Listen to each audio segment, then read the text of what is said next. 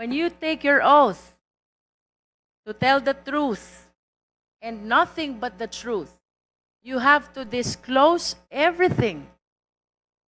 Hindi pwedeng ang i-disclose mo lang 23 up to 24. And then 2016 to 2022, nakalimutan mo na.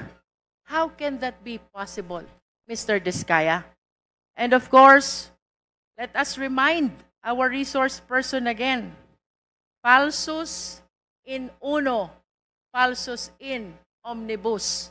I am questioning the veracity of your affidavit. It is full of inconsistencies.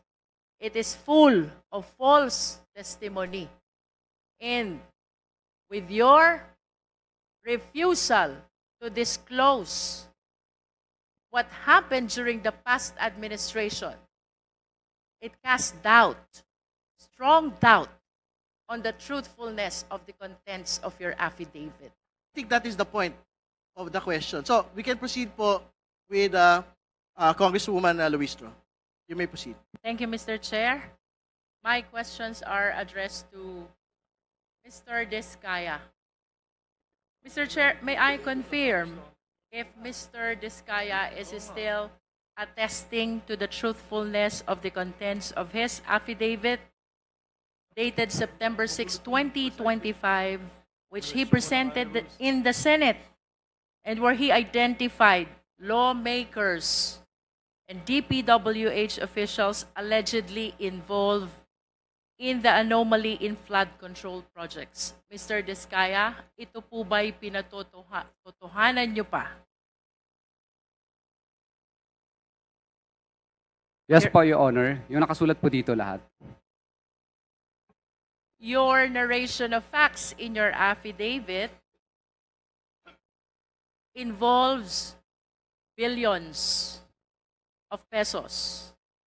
Mr. Diskaya, significantly, under the law, if it is 50 million and below, the case is violation of Anti-Graft and Corrupt Practices Act.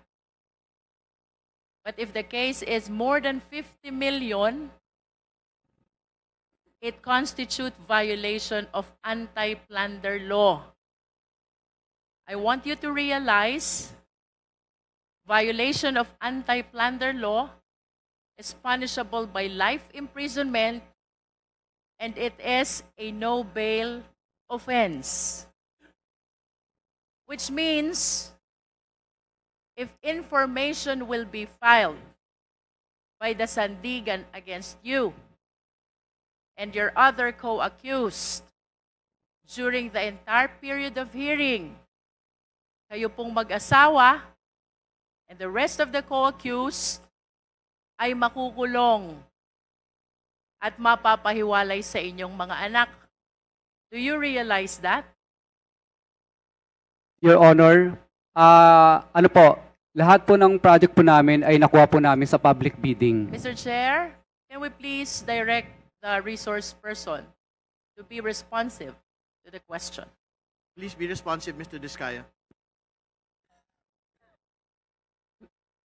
Your Honor, lahat po ng project namin ay nakuha po namin sa public bidding. Mr. Chair, for the guidance of the resource person, I will repeat the question.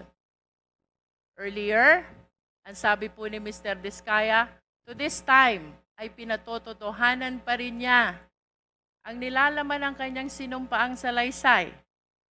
And I wish to remind him that that sinumpaang salaysay constitute an offense we call violation of anti-plunder law. Plunder, to distinguish the same from Anti-Graft and Corrupt Practices Act, Mr. Diskaya, is punishable by capital punishment, is a capital offense, punishable by life imprisonment, and is a no-bail offense. Which means, kung ang kaso po'y maisasampalaban sa inyong mag-asawa, kasama ang inyong mga co-accused, the entire period of hearing, kayo po'y nakakulong at mapapahiwalay po sa inyong mga anak. Yun po ba'y nare-realize nyo when you executed this sinumpaang salaysay? Mr. Diskaya? Your Honor, tatanungin ko lang po ang legal counsel ko. Mr. Chair, I don't understand that it seems that the resource person executed an affidavit without realizing the implications of the contents. Please As- respond, Mr. Diskaya.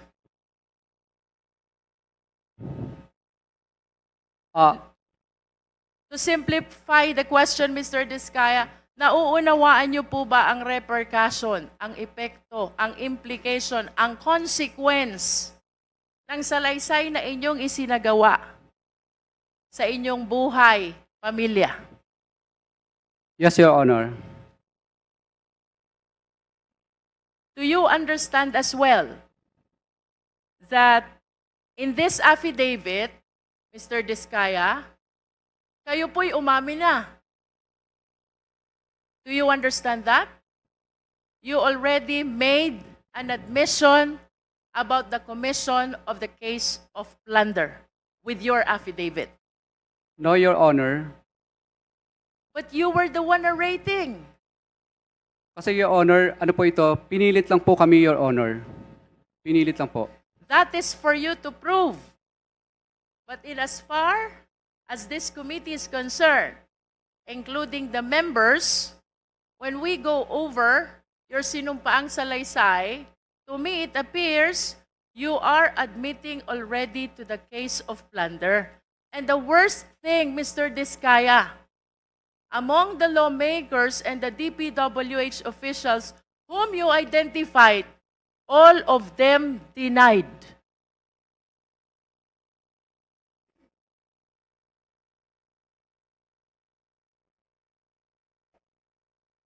Do you understand the implication of this? I asked the lawyer. Attorney. Yes, please.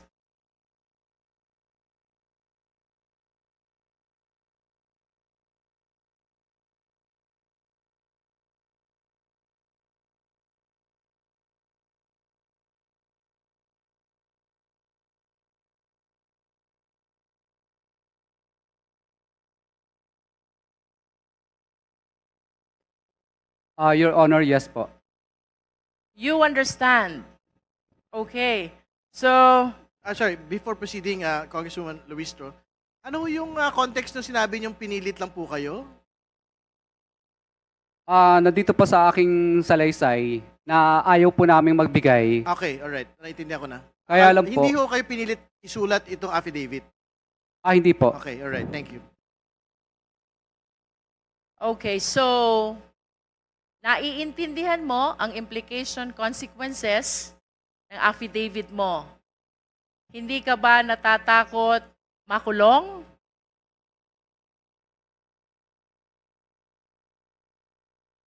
Natatakot, Your Honor. Hindi ka ba natatakot makulong ang asawa mo? Natatakot, Your Honor. Hindi ka ba natatakot na mapalayo kayong mag-asawa sa inyong mga anak? Natatakot, Your Honor. Then why? Kaya po Why nam- did you execute this affidavit? Your Honor, mas natatakot po kasi kami sa buhay namin ngayon dahil kinukuyog na po kami ng taong bayan. Kaya po, nag-execute po kami ng affidavit na ito dahil 120 million Filipinos po ang parang gusto kaming patayin at kami na rin po ang pinag-uusapan sa mga misa ng simbahan. Opo, kaya po napilitan po ako, sa totoo lang po, napilitan lang po akong yung mga kamag-anak ko na gusto na nilang magsalita. Sapagkat po lumalabas na parang ang sama-sama po namin.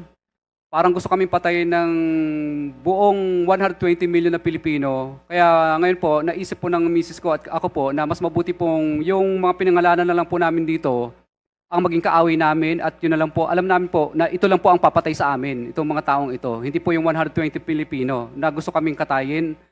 At yung nangyayari po sa amin dito ngayon ay parang nakakahiya. Para kaming magnanakaw, samantalang hindi naman po kami nagnakaw. Napilitan lang po kaming gawin ang bagay na ito sapagkat mutual terminate nila ang mga project namin. Hindi kami pinasisingil. Road right of way ang nangyayari po. Kaya po, kami po ay isinigaw na lang po namin ito kasi namili po kami, mag-asawa. Bulak, 1 kilong bulak o 1 kilong ginto. Ang pinili po namin, 1 kilong ginto. Dahil una, pareho lang naman siyang mabigat. Yung bulak at saka ginto, pareho siyang mabigat. Pero pinili po namin yung ginto.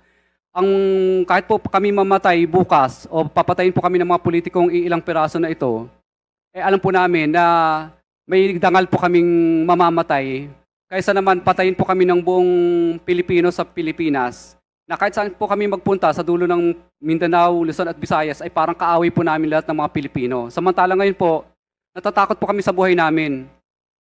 Alam namin kung sino lang ang kaaway namin. Yung mga pinangalanan po namin dito, ito na lang po ang alam namin kaaway. Hindi po 120 million Pilipino po ang kaaway namin. Kaya sana po, pagbigyan niyo po sana kami kasi yung iba pong mga gusto pa pong mag-witness ng mga contractor, kung ako po ay inyong parurusahan po sa ginawa kong ito at ako po ay papagalitan po ninyo, wala na pong iba pang sisigaw ng mga contractor sa buong Pilipinas. Dahil una matatakot na sila kung ano po ang mangyayari sa akin. Kasi ang mangyayari po, parang nagbibigay po tayo ng hudyat sa iba't ibang pang mga contractor na, hoy, tingnan nyo, ang nangyayari kay Curly at saka kay Sarah, tutulad ba kayo dyan para mag-star witness? Hindi na sila sisigaw, parang nagbibigay po tayo ng anyaya sa lahat ng mga tao na ang maging star witness. Mr. Chair, if I may interrupt our resource person, I wish to believe that you are not yet a witness, much less a state witness. And that reminds me as well of paragraph 33 of your affidavit. Who gave you the idea about state witness?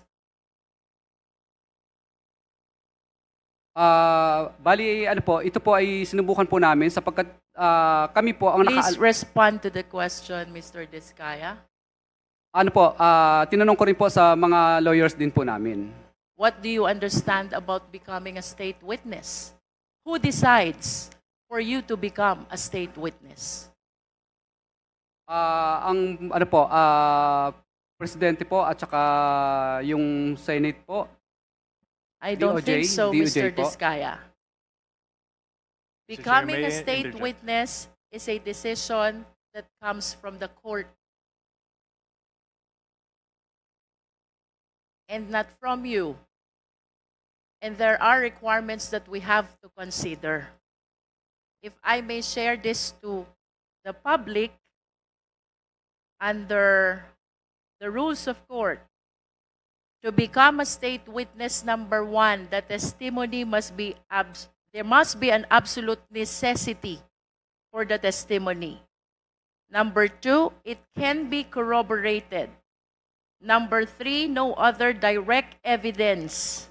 Number four, no previous conviction. And number five, the accused must appear as not the most guilty. Do you think with these requirements, the court will approve your application to become a state witness? Yes po, Your Honor. Do you appear as not most guilty? Yes po, Your Honor. But you have to realize nonetheless, Mr. Diskaya, it is not you who decide. It is the court who decides whether you will be admitted or not as a state witness.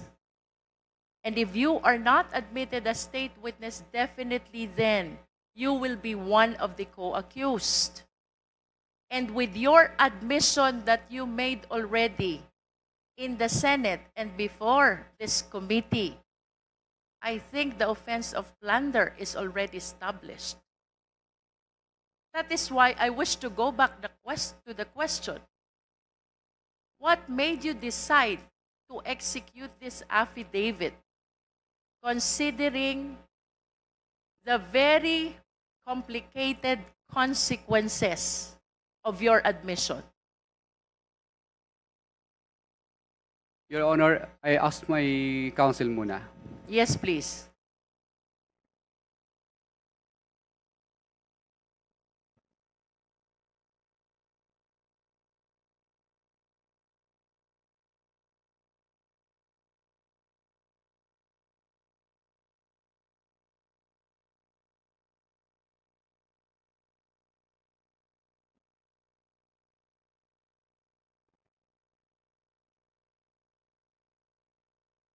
Your Honor, nasabi ko na po yung mensahe ng sinabi ko po kanina. So it's because mas pinipili mo na makulong kesa sa magalit at mapatay ka ng mga taong nagagalit sa'yo. Do you confirm that, Mr. Diskaya? Yes po, Your Honor. Okay. I wish to invite your attention to paragraph 9 of your affidavit. Mr. Diskaya, sabi mo dito, nagkaroon ng kaunting tagumpay. Kaunting tagumpay ang St. Gerard Construction, kaya minabuti naming mag-asawa na mag-expand at bumuo ng iba pang kumpanya. Can you please enlighten us, what is kaunting tagumpay to you? Your Honor, naging umulad po yung aming kampanya, kaya po nagtayo po ang misis ko ng sarili niyang korporasyon. Can we please convert this into quantitative terms? Magkano po ba yung kaunting tagumpay na kinita ng St. Gerard which prompted you to incorporate additional corporations? Your Honor, wala po akong data sa ngayon, Your Honor, pero bigyan niyo po ako ng pagkakataon para po, But at least give us an idea, is this millions or billions?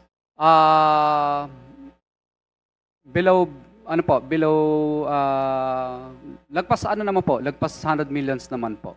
Lampas ng 100 million. Pero hindi lampas ng 1 billion. Your Honor, pag ano po ba yan? Revenue po o yung net profit? Revenue. Pag revenue po, billions po. Billions. How many billions? 1 billion more po, Your Honor. And 1 billion is kaunting tagumpay to you? Kasi Your Honor, ano po yan? Revenue siya, hindi siya net profit. Nonetheless, 1 billion is a very huge amount. And you consider that as konting tagumpay? Yes or no? Your Honor, ano po ito? Parang terminology lang po itong salita na ito. I wish to invite your attention as well to paragraph 13. Ang sabi mo naman dito, hindi namin ginusto kailanman na mapasama sa ganitong sistema. Pero kailangan naming magpatuloy para sa pamilya at mga empleyado. Can you expound on this? Your Honor, ayaw naman po talaga namin mapasama sa ganitong klase ng sistema. Pero siyempre po, napipilitan lang po kaming magbigay sapagkat hindi po matutuloy ang project pag hindi po kami nagbigay. When you say napipilitan lang po kaming magbigay, at hindi matutuloy ang project kapag hindi nagbigay, you are referring to the DPWH officials and some lawmakers you identified in your affidavit, yes or no? Yes, Your Honor. I see. So you want us to believe na kung wala itong mga taong pinangalanan mo, ay hindi ka magkakaroon ng mga kontrata mula sa DPWH. Is that what you wanted to say? No, Your Honor. Kasi sumasali po kami sa mga public bidding. Pag na-award na po yung project at saka nagkaroon ng notice to proceed, doon na po kami hinihingan. Hindi po ma-implement ang project or matatapos kung hindi po kami magbibigay. Yes, but you stated in your affidavit na pilitan ka lang.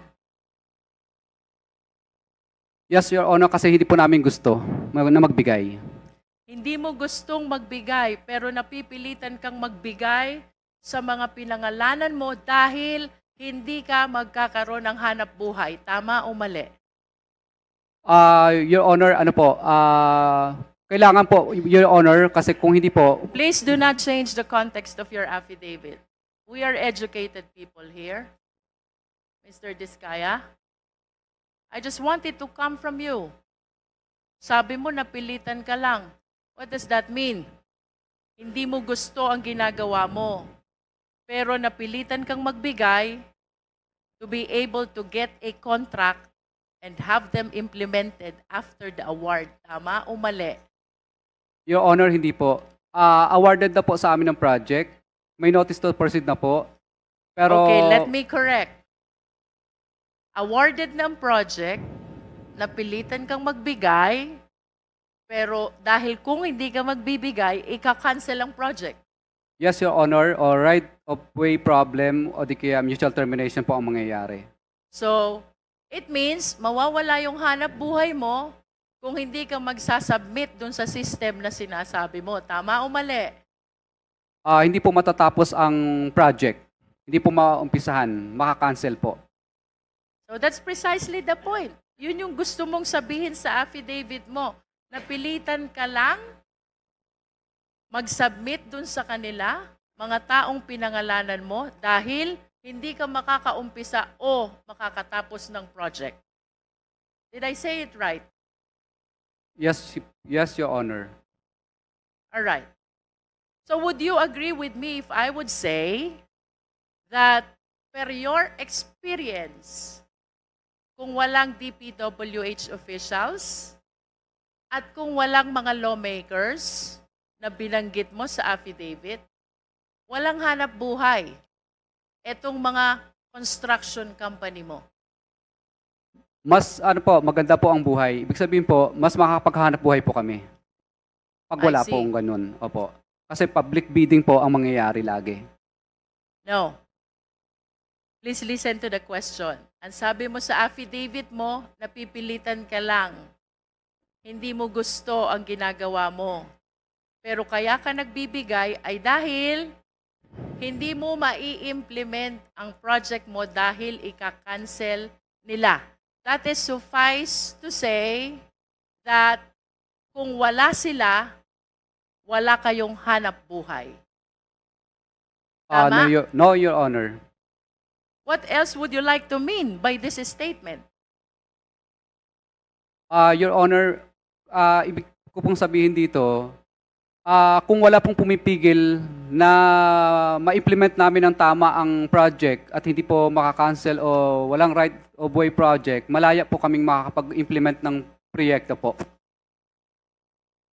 Okay, but nonetheless, the reason why you are saying nagbibigay ka sa kanila ay para makatapos ka ng project mo. Tama ba yon? Dahil hindi po kami makakasingil at ipapamutual terminate po ang project kapag hindi Precisely. po kami sumunod sa kagustuhan nila. Pag hindi ka nakasingil, walang hanap buhay ang kumpanya nyo. Tama ba yon? Tama po. Okay. So, ibig sabihin, in as far as the period of time referred to in your affidavit is concerned, ang hanap buhay mo ayon sa'yo ay dahil pinapayagan ka, pinapatapos ka, at naiipa-implement sa'yo ang mga project mo sa pamamagitan ng mga taong pinangalanan mo. Correct? Your Honor, paulit nga po ulit ang tanong mo. May I be clarified first? Ano ho bang period of time or taon ang tinutukoy nyo when you executed this affidavit? Actually, ito pong affidavit ko na ito po ay related po sa programa po ni PBBM sa mga ghost project po. Kaya ko po ito... So if you are referring to the current administration, then this must be 2022 up to 2024 project, Mr. Diskaya. Tama ba yun? Yes po, Honor. Okay. Okay. So kaya mo natapos ang project is because nakipagkasundo ka sa mga taong pinangalanan mo sa affidavit mo. Hindi po ako nakipagkasundo, Your Honor. Napilitan lang po kami, Your Honor. Hindi po kami nakipagkasundo kasi ayaw po naming magbayad. Sa totoo lang, masarap po ang buhay namin. Mas malaki sana ang kikitain pa namin kung hindi po kami magbabayad. Ayaw po namin... Napilitan ka na makipagkasundo. Would that work for you? Yes. Wala po kami magawa, Your Honor. Okay. Hindi po kami nakipagkasundo pala, Your Honor. Napilitan lang talaga. Nevertheless, you were able to collect the payment for the contracts because you wish to believe dahil nag-submit ka dun sa mga requirement nila. Yes po, Your Honor. Okay. Tama bang sabihin na sa affidavit mo, you would like to implicate the lawmakers and the DPWH officials kung bakit nakakapag-implement ka ng project at nakakasingil ka? They are part of your business, Hindi po siya part ng aming business. operation at least. Hindi rin po, Your Honor. So how do you consider that? Your Honor, talagang ano lang po, talagang pag nanalo na po kami sa bidding, public bidding po kasi yan, doon na po sila dumarating. Okay. So, what is clear, Mr. Diskaya?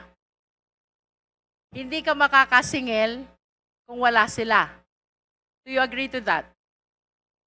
Yes po, Your Honor. Of course, because that is the content of your affidavit. Tama ba?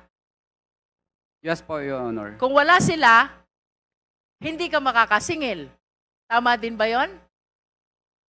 Yes po, Your Honor. Binaligtad lang natin yon, ha? Ibig sabihin, para makasingil ka, dapat nandiyan sila. Tama? Tama, Your Honor. Okay. Now, I wish to show you a graph of the revenue which you earned during your past operations. Secretariat, please.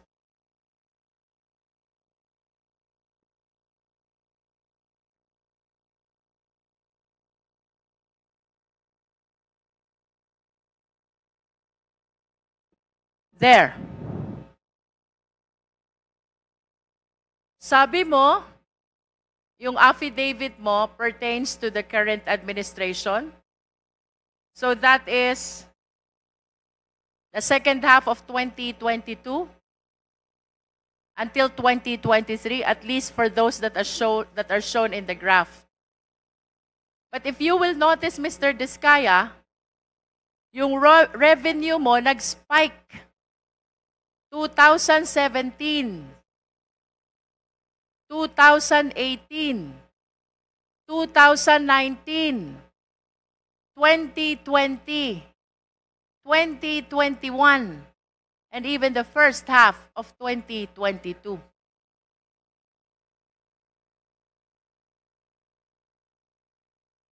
This only shows, Mr. Diskaya, that the revenue that you are generating during the former administration, 2016 to 2022, is bigger than the revenue that you are generating under the current administration. How can you explain this?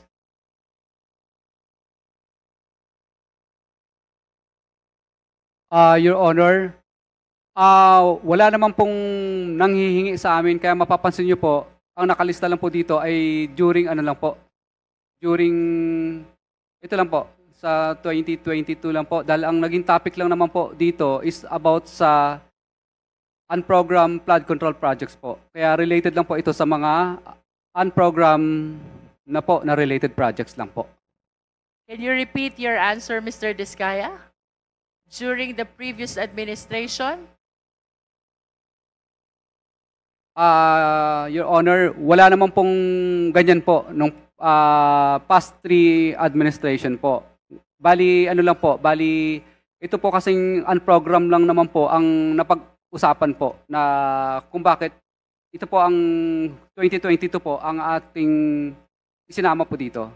Are you saying na yung pagbibigay mo ng pera sa DPWH at sa mga lawmakers happened only during the current administration and did not happen during the previous administration? Wala pong ganun pong nangihingi sa amin, di pa po. Wala po, pero nilalabanan po namin sa tunay na bidding po. Nagpapadyaryo po kami. Of course, you know how hard it is to participate in the bidding, Mr. Diskaya. And it is impossible, improbable, if not impossible, that the reason why you generated bigger revenue from 2016 to 2022 is because what you experienced under the current administration did not happen during the previous administration, Mr. Diskaya. Wala pong, may nanghihingi rin po sa amin pero ang totoo po niyan, pinadyaryo po namin. Kaya ano po, madalas po ako magpadyaryo, meron po akong mga, ano po, pinadyaryo ko po yung mga taga DPWH kadalasan. Can we show the next slide, please? As a matter of fact, Mr. Diskaya, during the previous administration, 2016 to 2022, where's the second slide?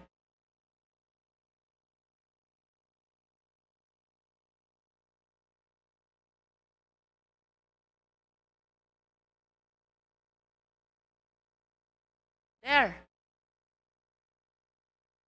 It shows that you are the top 1 contractor from July 2016 to December 2017.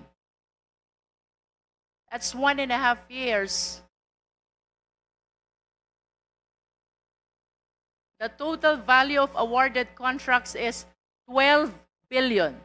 Please explain to me.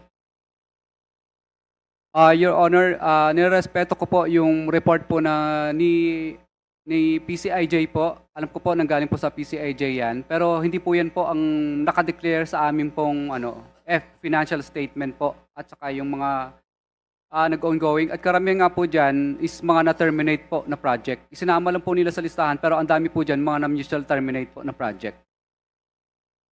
If that is not correct, then how much is the amount of the awarded contract to St. Gerard? Hindi po ako sigurado pero titingnan ko po, bigyan niyo po ng time para sa data po niya. At least can you give us an estimate? Is that 10B or 8B? Parang naglalaro lang po yun sa wala pang 3 billion po kasi ang dami pong na-mutual terminate na mga project. Mutually terminated contract. What do you mean by mutually terminated contract? Marami pong minsan yung iba po may mga right of way problem kadalasan. Mr. Diskaya, how can you explain to me that under the current administration, may nanghihingi? Otherwise, hindi ka patutuloyin sa kontrata. But under the previous administration, walang nanghihingi. Your Honor, meron din naman pong nangihingi, pero takot sila pag napapadyaryo po sila. Katunayan po, yung mga taga-DPWs na yun, pag dumarating na po ang St. Gerard Construction, ang tawag nila sa amin, pasaway. Sinasabihan ko sila, pasaway ba ang sumunod sa RA 9184? Ano ba ang ibig sabihin sa inyo ng pasaway? Yung sumunod sa batas o yung hindi sumunod sa batas? Kaya pinadyaryo po namin sila. Bakit hindi ka ba nagpapadyaryo under the current administration? Nagpadyaryo din po ako nung kay Secretary Bonoan. Papakuha ko lang po yung aking mga dyaryo. And may we know also sino ba yung mga ipinadyaryo mo during the last administration? Iba't ibang mga district po dito sa Pilipinas, saka Like mga how region many po. of them? Mga district engineer ba yan? Mga regional director ba yan? Can you please name names? Siyempre, pag nagpadyaryo ka, that is something which is very memorable to you. Opo. Yung iba po dito po sa DPWH, Cebu. Yung iba Sino? yung iba po sa Region 4A. Who? Opo, hindi po, mga bids and award committee lang po ang pinadyaryo. Bids and Awards Committee. Sino doon? Can you please name names? Ang ginagawa ko lang po, binabanggit ko lang po yung pangalan ng distrito na yon, pero hindi ko po binabanggit yung pangalan ng Bids and Award Committee na nag-disqualified sa amin, kundi buong district po ang pinapangalanan ko. Can you please walk us through? Sige nga, kwento mo sa amin, ano yung sinasabi mong pagpapadyaryo? Mr. Chair, if What I are may, the contents of the if I publication? may interject, may we request for the physical copies of those tabloids na sinasabi po niyang siya po ay nagpadyaryo ng mga DPWH officials, lalo na po yung mga Bids and Awards Committees, para po malaman natin kung totoong nagsasabi po ng totoo ang ating resource person. Yes, Salamat po. Mr. Diskaya is ordered to submit copies of the publication of names in the dailies? Yes po, Your Honor. Mr. Diskaya, kindly continue explaining anong meron sa current administration compared to the past administration kung bakit, sabi mo, walang nanghihingi during the past administration. Your reason is, nagpapadyaryo ka noon. Ngayon ba, hindi ka nagpapadyaryo? Nagpapadyari din po, Your Honor. O balikan natin yung past. Ilang beses ka nagpadyaryo dun sa past administration? Marami din po. Sa bawat Can you please state the number? How many occasions na nagpadyaryo ka? Your Honor, marami-rami na rin po. Hindi ko na po masyadong maalala yung karamihan. Is it more than 10? More than 20? More than po, more than. More than 100? Hindi naman po. Your Honor, isasubmit ko na lang po yung mga na-recover ko But na give us an dyaryo. idea. Give us an idea. More than 20? More than 50 plus po yata yun. 50 50 plus yung naipadyaryo mo. But you were saying, ang laman ng publication mo ay just the engineering office. You do not include the name. Can you please tell us? Dahil di ba nagpo-posting naman talaga kayo? Posting and bidding, during bidding, right? That's part of the requirement Yes po, under Your Honor. procurement law. Yes po, Your Honor. Anong laman ng publication pag pinadyaryo mo sila? Nasa front cover po lahat yung... What do you say? Anong nakalagay doon?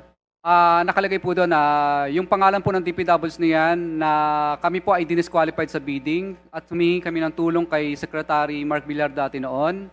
Humingi kami ng tulong kay Secretary Mercado rin po noon at humingi rin po kami ng tulong kay Secretary Bunoan din po.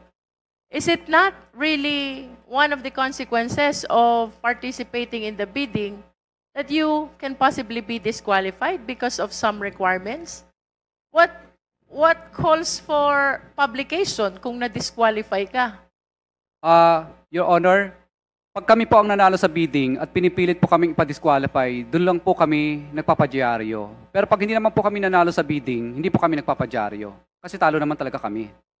And you honestly believe that that is the sole reason kung bakit yung na-experience mong panghihingi ngayon, ayon sa iyong salaysay, ay hindi mo na-experience noon? Yes po, Your Honor. Kasi That is the only reason? takot po sila pag nilalagay na po yung kanilang hatian doon sa dyaryo sa open letter. Is it not that dapat mas nagpadyaryo ka pa nga ngayon? Dahil sabi mo maraming nanghihingi sa'yo. Your Honor, kaya po ako naglakas loob na po ngayon na magsalita dahil kami po ay gustong tumulong po kay PBBM I po. understand, but prior to this time, Mr. Diskaya, kung noon, nasabi mo takot, palagi ka nagpapadyaryo, bakit hindi mo naisip yan? Why did you wait for the President to discover all the anomalous projects in Bulacan before you came out to the open?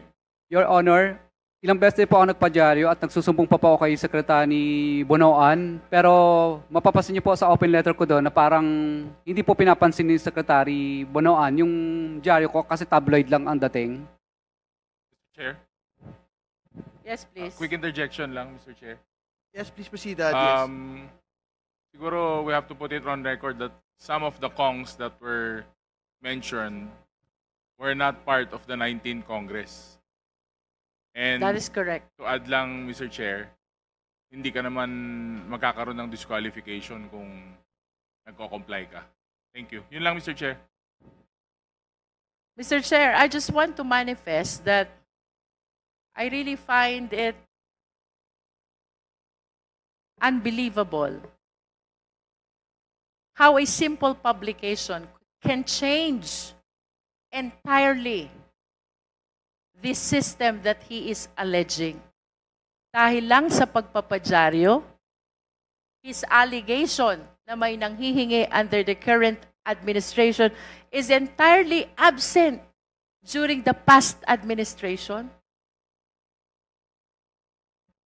Mr. Diskaya?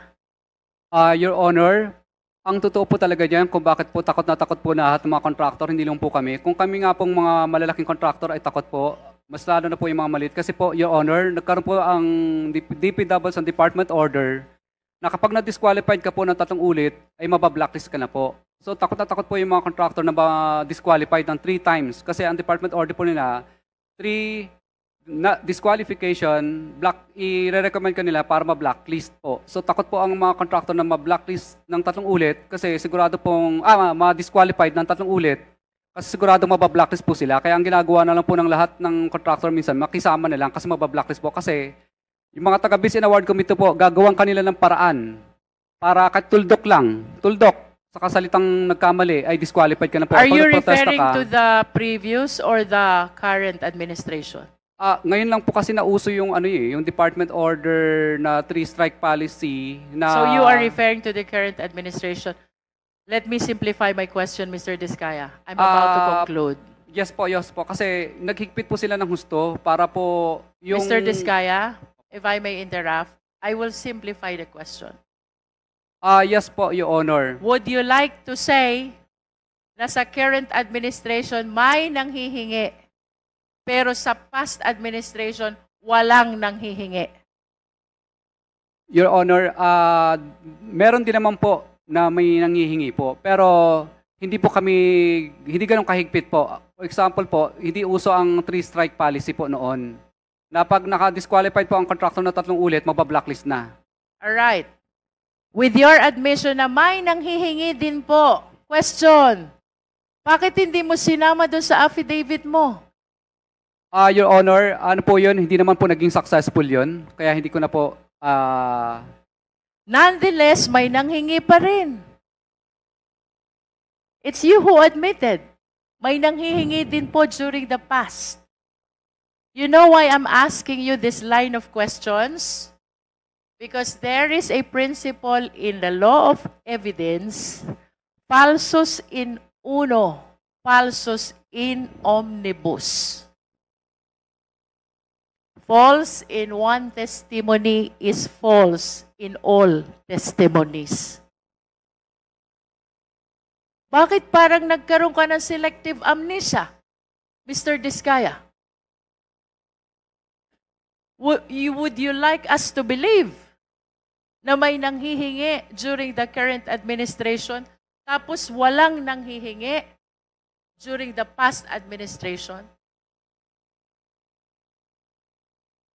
How would you even explain na during the past administration, top 1 contractor ka from PCIG data, and yet you are claiming walang nanghihingi, unlike during the current administration?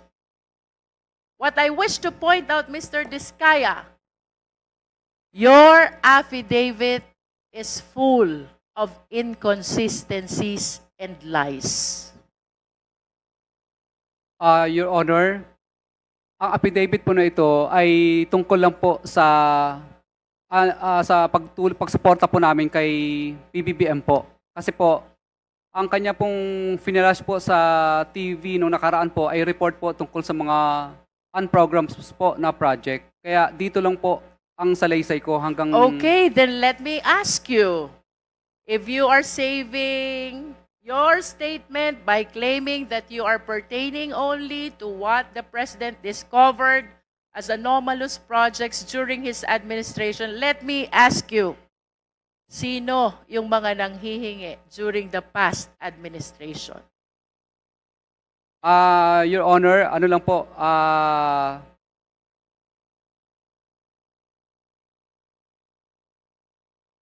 Your Honor, nung mga panahon po kasi na yun, kadalasan po, iba po, mga retired na po, mga wala na po dito sa Yes. DPWs. Kadalasan But po, can mga you taga-DPWs lang po. Can you please identify the names with the same courage that you have when you name these lawmakers and DPWH officials in your affidavit? Your Honor, for example po, si D.E. Art Pascual po dati. Kaya lang patay na po Who siya. is kawawa naman D.E.R. po. Pascual? Opo, D.E. Art Pascual, siya po ang bago po siya namatay noon, ay pina-blacklist niya po kami dahil nag-negative slippage. So siya po ang talagang tunay na nanghihingi sa amin. Huwag ka So hindi po magbanggit kami... ng pangalan ng patay na.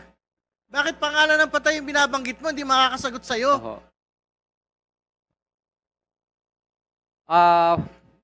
Yung iba po kasi sa... Ganito na lang ho kaigsi yung pasensya ng komite na ito. Mhm. Bago ho tayo umabot sa punto na walang uwian. So, seryosohin po natin yung pagsagot. Hindi ho namin tatanggapin yung mga ganyan po. Nagtatanong ng pangalan ng patay. Hindi nyo na rinespeto yung tao. Your Honor, okay lang po ba yung data po kasi wala pa sa akin yung iba pang mga Bigay ka data. ng bakit papel ang hinahanap? Yung laman ng utak mo hinahanap. Sino yung humingi ng pera?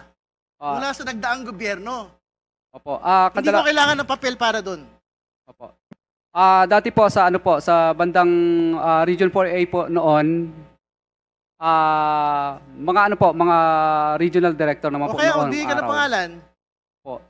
Bali nakalimutan ko na yung pangalan. Magbigay Mas ka tagal ng na po. pangalan.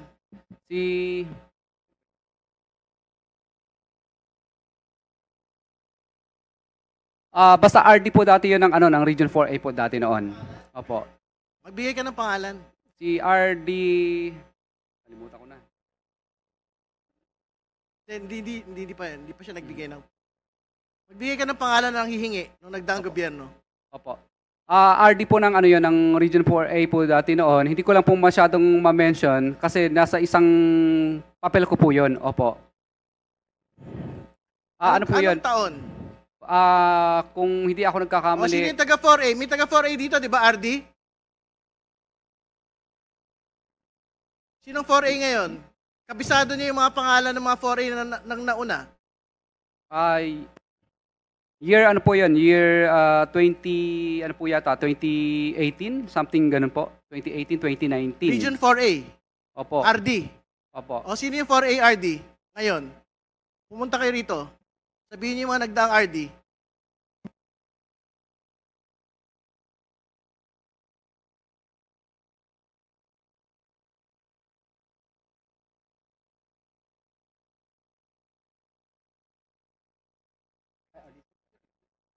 Huwag ka na kayo magkamayan. Director Samson Hebra po dati nung araw. Buhay pa ba yun? Buhay pa ba yun? Yung mga taga DPWH, buhay pa po ba yun? Sige, pakuyulit yung pangalan. Director Samson Hebra po. Humihingi ng pera sa inyo. May inuutusan lang po siya na kailangan ay magbigay po at may pinakukuha. Pero hindi po kami pumayag. Magkano yung hinihingi? Parang nasa po yata yun, parang 10%. Para kanino? Para daw sa, basta may ayaw po niya, basta taas lang. Yan lang po Ano na sinasabi. naman yung taas? Ano na naman? Baka yung taas, magtututuro ka na naman kung sino-sino. Wala po. Sino yung taas? Wala pong binanggit sa akin ng mga politiko, basta taas lang. Congressman Lucia, please proceed. Mr. Chair, I wish to wrap up, no? If we can bring back the slide.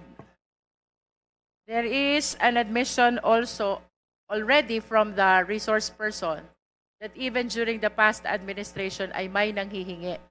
However, it appears na he refused to disclose the names, unlike the way he did in his affidavit when he identified the alleged lawmakers and the DPWH officials.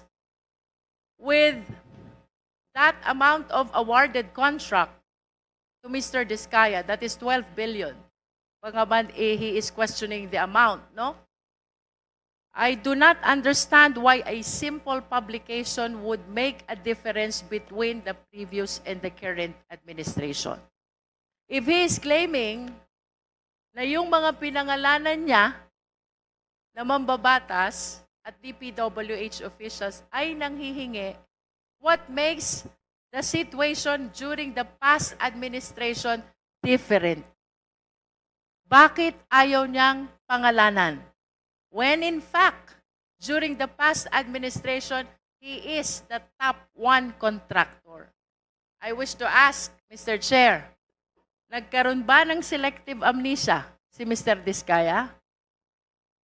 Tanda niya yung mga nanghingi sa kanya during the current administration.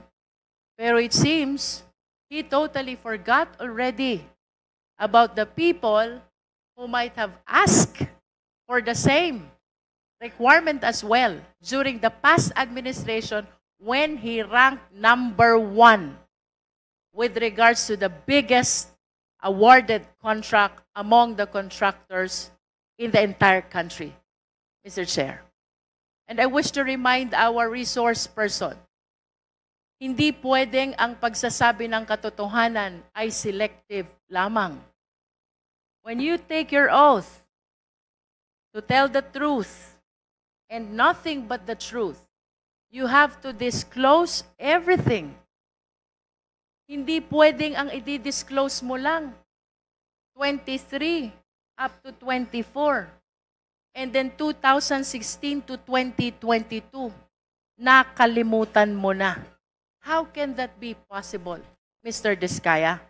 And of course, let us remind our resource person again, falsus in uno, falsus in omnibus. I am questioning the veracity of your affidavit. It is full of inconsistencies. It is full of false testimony. And with your refusal to disclose what happened during the past administration, it casts doubt, strong doubt, on the truthfulness of the contents of your affidavit. Mr. Chair, I conclude. Mr. Chair, may we just ask Mr. Diskaya to submit this an affidavit? Kasi po, I could understand, he has a lot of contracts. Sabi niya nga, may 50 plus na mga publication. Bakit hindi na lang niya i-submit yung from 2016 to 2022 yung list ng mga nanghingi sa kanya? At least may record tayo kung sino yung mga nahingi. We can verify kung patay na yan, kung buhay pa yan, and maybe we can even call these people. Yes, Mr. Diskaya is directed to comply with the request of